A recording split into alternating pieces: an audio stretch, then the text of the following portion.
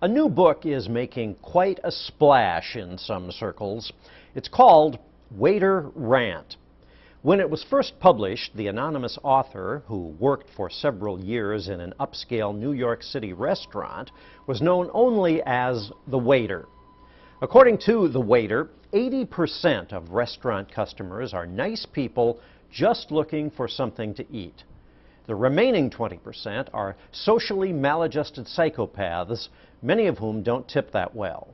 There was one time where I had a tray full of drinks. I probably had about 8 tall drinks on this tray.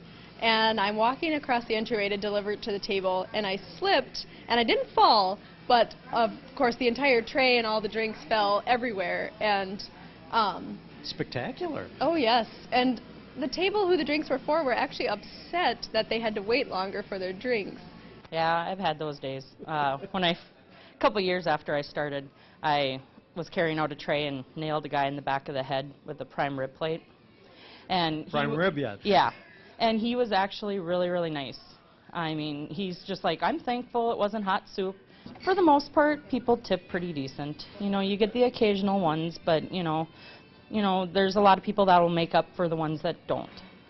You know, and there's nothing you can do. You can't like treat them bad, and you can't, you just have to go with it and hope. You can't spit in their soup. No, you can't. So can you? No, no, I would never do that. In the book, the waiter has some tips on how you can be a good restaurant customer. Among them, don't snap your fingers to get your waiter's attention. Don't grab your waiter's arms or pull on his apron.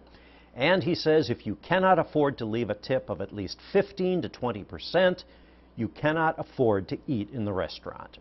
Stay home.